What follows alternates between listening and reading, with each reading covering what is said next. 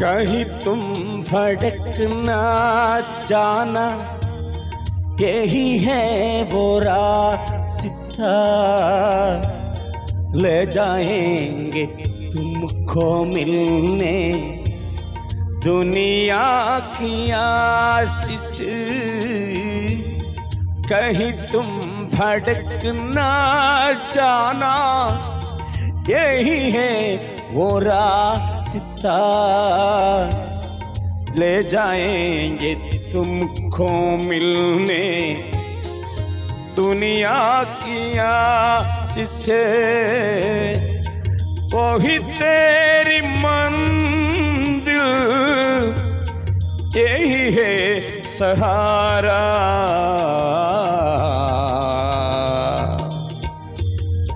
जा ही चलते जा,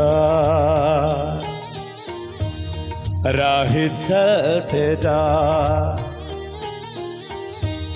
राह चलते जा, राह चलते जा। प्रभु तेरे जो साथ है, राह चलते जा, राह चलते जा, राह चलते जा, राह चलते जा।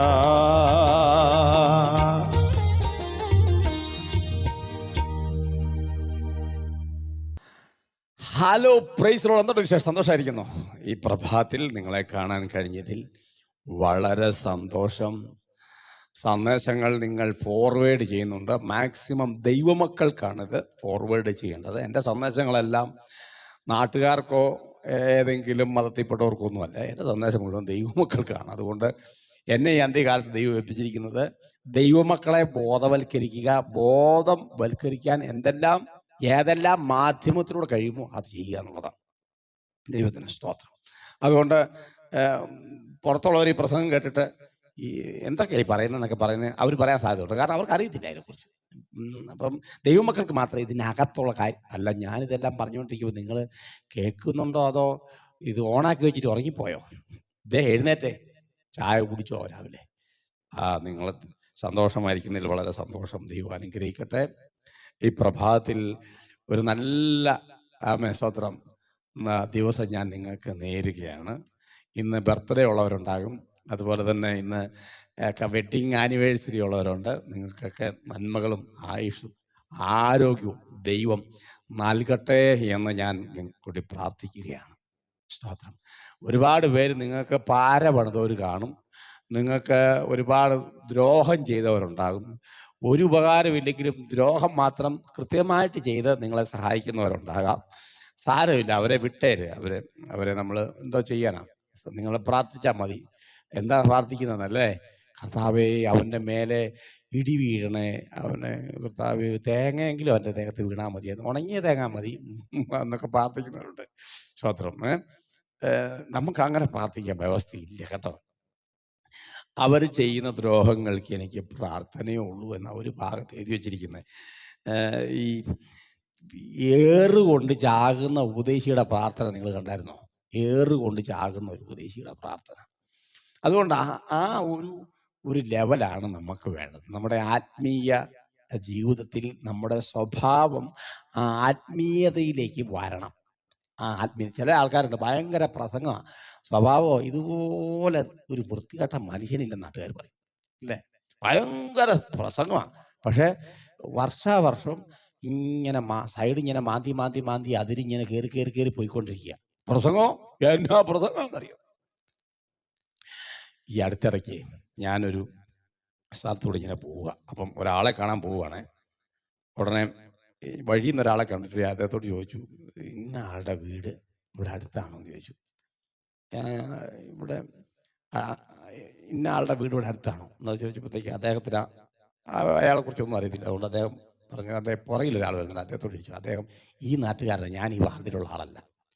ഉടനെ അദ്ദേഹത്തോട് ചോദിച്ചു, ഇവിടെ ഞാൻ ഇന്ന ആളുടെ പേര് ചോദിച്ചില്ല, പിന്നെ പാസ്റ്റർമാരാരെങ്കിലും ഇവിടെ അടുത്തെവിടെയും താമസിക്കുന്നുണ്ടോ എന്ന് ചോദിച്ചപ്പോൾ അദ്ദേഹം എടുത്തടിച്ച് എന്നോട് പറഞ്ഞു കേൾക്കണോ, നിങ്ങൾ കേൾക്കണോ? കേട്ടോ?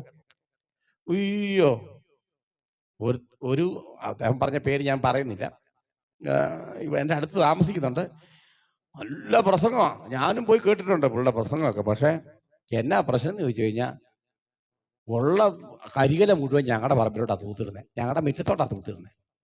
രാവിലെ ഞങ്ങൾ എഴുന്നേൽക്കുന്നതിന് മുമ്പ് തൂത്ത് ഞങ്ങളുടെ മുറ്റത്തിട്ടിട്ട് ഞങ്ങൾ വേണം പിന്നെ അത് വാരി വേറൊരു സ്ഥലത്ത് കൊണ്ട് കളയാൻ. സ്ഥിരം പരിപാടിയാന്ന് പറഞ്ഞത്. അതുകൊണ്ടാണ് ഞാൻ ഈ പറഞ്ഞത്. ചിലർ ഭയങ്കര പ്രസംഗമാണ്, പക്ഷേ ചില മീറ്റിങ്ങുകൾ കണ്ടിട്ടില്ലേ, ശുശ്രൂഷകന്മാരെ നോക്കി വിറപ്പിക്കുന്ന ചില ആൾക്കാരെ കണ്ടിട്ടുണ്ടോ? അയ്യോ, അവൻ്റെയൊക്കെ തലയ്ക്കകത്തിരിക്കുന്നത് ലൂസിഫേറിനെ വെല്ലുന്ന സാധനം കേട്ടോ. ശുശ്രൂഷകന്മാരെ ഞാൻ തിരിഞ്ഞു നോക്കി ഇങ്ങനെ. എൻ്റെ ദൈവദാസന്മാരെ, നമുക്ക് മേലെ നിന്നുള്ള അധികാരം അല്ലാതെ ഒന്നുമില്ലെന്നേ. സ്തോത്രം. 10 ശുശ്രൂഷകന്മാർ നിങ്ങളുടെ കൂടെ നിൽക്കുന്നുണ്ടെങ്കിൽ നിങ്ങളെ കഴിവും തൊപ്പിയൊന്നും കണ്ടിട്ടൊന്നുമല്ല. ദൈവത്തോടുള്ള അവരുടെ ആ പ്രതിബദ്ധത കൊണ്ട് നിൽക്കുന്നതേ ഉള്ളൂ കേട്ടോ. സ്തോത്രം. ശ്രദ്ധിച്ചേ. അതുകൊണ്ട് നമ്മളെ മോശക്കാരനാക്കി നമുക്കെതിരെ എന്തെങ്കിലും ചെയ്തവനെ നമുക്ക് പ്രാഗി പ്രാർത്ഥിക്കാൻ പറ്റത്തില്ല. ചില ആൾക്കാർ അങ്ങനെ ചെയ്തു ഞാൻ കണ്ടിട്ടുണ്ട്. കർത്താവേ അവരുടെ കാര്യത്തിൽ തീരുമാനമാക്കണേ എന്നൊക്കെ പറഞ്ഞ് പ്രാർത്ഥിക്കുക. അങ്ങനെ പ്രാർത്ഥിക്കരുത് കേട്ടോ. ഇപ്പം മിക്കവാറും ആൾക്കാർ എനിക്ക് പ്രാർത്ഥനാ വിഷയം എഴുതുമ്പോൾ എനിക്ക് എഴുതി വിടും വാട്സപ്പിൽ. ദേവദാസനെ, പിന്നെ എൻ്റെ ഓഫീസിലൊരു ഒരാളുണ്ട്, അയാളൊന്ന് 2 ദിവസം കിടന്ന് കിട്ടിയായിരുന്നെങ്കിൽ എനിക്ക് ആ ഗ്യാപ്പിൽ ഒരു പ്രൊമോഷൻ കിട്ടിയേനെ എന്നൊക്കെ പറഞ്ഞു. ഞാൻ പറഞ്ഞു, എൻ്റെ ദൈവമേ അങ്ങനെയൊന്നും പ്രാർത്ഥിക്കരുത്. സ്തോത്രം. നിങ്ങൾക്കറിയാം, ഒരു ഉപദേശി, ഞാൻ പറഞ്ഞില്ലേ, ഒരു ഉപദേശി ഏറുകൊണ്ട് വീഴുന്ന ഉപദേശിയുടെ പ്രാർത്ഥന നിങ്ങൾ ശ്രദ്ധിച്ചിട്ടുണ്ടോ? എവിടെ എഴുതിയേക്കുന്നത്? അപ്പോസ്തല പ്രവൃത്തി 7-ാം അധ്യായത്തിൻ്റെ 59-60 വാക്യം ഞാൻ വായിച്ചേൽപ്പിക്കാം. ശ്രദ്ധിച്ചോ. കർത്താവായ യേശുവേ, എൻ്റെ ആത്മാവിനെ കൈക്കൊള്ളണമേ എന്ന് സ്തെഫാനോസ് വിളിച്ചപേക്ഷിക്കുകയിൽ അവർ അവനെ കല്ലെറിഞ്ഞു. എന്ന് പറഞ്ഞാൽ മുട്ടുകുത്തി പ്രാർത്ഥിക്കുന്നവനെ കല്ലെറിഞ്ഞു. ശ്രദ്ധിച്ചേ. അപ്പം ഇങ്ങനെ എറിയുന്ന സമയത്ത് ഒരു കാര്യം വേണമെങ്കിൽ പെട്ടെന്ന് തീരുമാനമാക്കാം. ഈ എറിയുന്നവനെ ആ നാട്ടിൽ നിന്ന് എറിഞ്ഞു കളയാൻ പറ്റുന്ന ഒരുത്തനോടാണ് ഇപ്പോൾ ഈ സ്തെഫാനോസ് കമ്മ്യൂണിക്കേറ്റ് ചെയ്തുകൊണ്ടിരിക്കുന്നത്. സ്തോത്രം. പക്ഷെ സ്തെഫാനോസ് ചെയ്തെന്ന് 60-ാം വാക്യം, അവനോ മുട്ടുകുത്തി, കർത്താവേ അവർക്ക് ഈ പാപം നിർത്തരുതേ. മലയാളത്തിൽ അങ്ങനെ എഴുതിയേക്കുന്നത് കേട്ടോ, ഈ പാപം നിർത്തരുതേ എന്നാണ് എഴുതിയേക്കുന്നത്. എന്നാൽ ഗ്രീക്കിൽ എഴുതി വെച്ചേക്കുന്നത് എന്നറിയോ? അവരുടെ മേൽ ഈ പാപം ചുമത്തരുതേ എന്നാ. കണ്ടോ? അയ്യോ, മലയാളത്തിൽ എഴുതിയേക്കുന്ന അവർക്ക് ഈ പാപം നിർത്തരുതേ എന്ന്. അത് വായിക്കുമ്പോൾ പല ആൾക്കാരും പല കൺഫ്യൂഷൻ ഉണ്ടാകുന്നുണ്ട്. കുറേ പേരിനോട് ആ കൺഫ്യൂഷൻ ചോദിച്ചിട്ടുമുണ്ട്. അത് എന്താണെന്ന് വെച്ച് കഴിഞ്ഞാൽ അതിൻ്റെ ഒറിജിനൽ സംവിധാനം കിട്ടുമ്പം ക്ലിയറായിട്ട് മനസ്സിലാവും. അല്ലേ? ഒറിജിനൽ ഞാൻ പറഞ്ഞല്ലോ, ഗ്രീക്കിൽ എഴുതിയിരിക്കുന്നത് അവരുടെ മേൽ ഈ പാപത്തെ ചുമത്തരുതേ എന്ന് പറഞ്ഞാണ് പ്രാർത്ഥിക്കുന്നത്. അയ്യോ, തലക്കിട്ടക്കം നല്ല വണ്ട് മൂളുന്ന രീതിയിൽ വരുമ്പോൾ എൻ്റെ ദൈവമേ എന്നല്ലേ സ്തെഫാനോസ്. അതുകൊണ്ടാണ് സ്തെഫാനോസ് അങ്ങ് പോയത്. നമുക്കോ വേണ്ട, കല്ലെടുത്താൽ മതി. അന്നേരം ദൈവമേ ഇവൻ്റെ തലയിലോട്ട് ഇവൻ അടുത്ത മഴയ്ക്ക് തീരണേ എന്ന് പ്രാർത്ഥിക്കുന്ന ആൾക്കാരാണ് ഇല്ലേ? നമ്മുടെ ആൾക്കാരങ്ങനെയാണ്. കർത്താവ് എത്രയോ സ്ഥലത്ത് ആവശ്യമില്ലാതെ ഒരുപാട് ഉരുള് പൊട്ടുന്നു, ഇവൻ്റെ വീടിൻ്റെ സൈഡിലൊന്നും പൊട്ടിയില്ലല്ലോ എന്ന് പ്രാർത്ഥിക്കുന്ന ആൾക്കാരാണ് നമ്മൾ. ഒരിക്കലും അങ്ങനെ പാടില്ല പ്രിയരെ. സ്തോത്രം. പ്രാകാതെ പ്രാർത്ഥിക്കുന്ന ഒരു മനുഷ്യൻ, പ്രാകാതെ പ്രാർത്ഥിക്കുന്ന, സ്തോത്രം, ശപിക്കാതെ പ്രാർത്ഥിക്കുന്ന. ഒരിക്കലും യേശുവും ശിഷ്യന്മാരും കൂടെ, ലൂക്കോസിന്റെ സുവിശേഷ, സമയം കിട്ടും വായിച്ചാൽ മതി, 9-ാം അധ്യായം. നിങ്ങൾക്കറിയാവുന്നതുകൊണ്ട് ഞാൻ വാക്യം വായിപ്പിക്കാതെ ഇതങ്ങ് പറയുന്നത്. അധ്യായം പറഞ്ഞേക്കാം, 9-ാം അധ്യായം. സ്തോത്രം. ഈ ശമരിയിലേക്ക് പോയി. ശമരിയിലേക്ക് ചെന്നപ്പോഴത്തേക്ക് ശമരിയക്കാരാണെങ്കിൽ ദേഷ്യം പിടിച്ചിരിക്കുക. അവർ ചെന്നപ്പോൾ അങ്ങോട്ട് ചെന്ന് പറഞ്ഞു, ഇവിടെ നിങ്ങളുടെ ഒരു പരിപാടിയും വേണ്ട, വിട്ടു പൊക്കോളാൻ പറഞ്ഞു. ശിഷ്യന്മാരെല്ലാം കൂടെ കലി കയറി കർത്താവിനെടുത്തോന്ന് പറഞ്ഞു, പിന്നെ നമുക്ക് ഏലിയാവ് ചെയ്തതുപോലെ ഒരു പരിപാടി ചെയ്താലോ? കണ്ടോ, ഏലിയാവ് തീയിറക്കി, ഇതുപോലെ നമുക്ക് തീയിറക്കി ഇവന്മാരെ മൊത്തം കത്തിച്ചേക്കാം. സ്തോത്രം. അതുകൊണ്ടാണ് ഞാൻ പറഞ്ഞത്, നമ്മുടെ പ്രാർത്ഥനയും നമ്മുടെ ദൈവസന്നിധിയിൽ മറ്റുള്ളവർക്ക് വേണ്ടി, നിങ്ങളെ ഉപദ്രവിക്കുന്നവർക്ക് വേണ്ടിയുള്ള നിങ്ങളുടെ നിലപാടെന്താ? സ്തോത്രം. ഞാൻ പച്ചയായിട്ട് നിങ്ങൾ പറയാം, നിങ്ങളെ ഉപദ്രവിക്കുന്നവർക്ക് വേണ്ടിയുള്ള നിങ്ങളുടെ നിലപാടെന്താ? സ്തോത്രം. ഇനി ഇതിന്റെ മറുവശം കൂടെ പറയാം, അത് പറഞ്ഞാലല്ലേ ഇത് പൂർത്തിയാവുള്ളൂ. ഒരുവൻ നിങ്ങളെ ഉപദ്രവിക്കുന്നെങ്കിൽ അവൻ തിരിച്ചറിയാത്തൊരു രഹസ്യം, നിങ്ങൾ ദൈവത്തിൻ്റെ കണ്ണിലെ ദൈവത്തിൻ്റെ കൺമണിയാണ് നിങ്ങൾ. ആ നിങ്ങളെ തൊടുന്നവൻ എൻ്റെ കൺമണിയെ തൊടുന്നു എന്നൊരു ഭാഗം എഴുതി വെച്ചിട്ടുണ്ട്. അപ്പൊ അതിന്റെ ഡേഞ്ചറസ് അത്രയ്ക്ക് ഭീകരമായിരുന്നിരിക്കെ എൻ്റെയും നിങ്ങളുടെയും നിലപാടെന്താണ് ആ കാര്യത്തിൽ? എല്ലാവരും ഒന്നും നിങ്ങളെ സപ്പോർട്ട് ചെയ്യായിരുന്നേ. എൻ്റെ പ്രിയരെ, നിങ്ങളുടെ ചുറ്റുപാലത്തുള്ളവരൊക്കെ ഒന്ന് പരിശോധിച്ചു. ഇതുങ്ങളൊക്കെ നിങ്ങളെ ചിരിച്ചു കാണിക്കുന്നതേ ഉള്ളൂ. നിങ്ങൾ ഒരു പ്രതിസന്ധി ഘട്ടത്തിൽ വരുമ്പോൾ നിങ്ങൾ പറയുന്ന സത്യമായ കാര്യം പോലും അവർക്ക് സപ്പോർട്ട് ചെയ്യാൻ പറ്റാതെ വരുന്നു. കാരണം എന്നാണെന്നറിയോ? അവരൊരു ലീഡർഷിപ്പിന്റെ കീഴിൽ നിൽക്കുന്നതുകൊണ്ട് ആ ലീഡർഷിപ്പ് പറയുന്നത് മാത്രമേ അവർക്ക് ചെയ്യാൻ പറ്റൂ. അവിടെ അവർക്ക് ദൈവഹിതമോ ദൈവത്തിന്റെ നീതിയോ ഒന്നും ചെയ്യാൻ പറ്റത്തില്ല. സ്തോത്രം.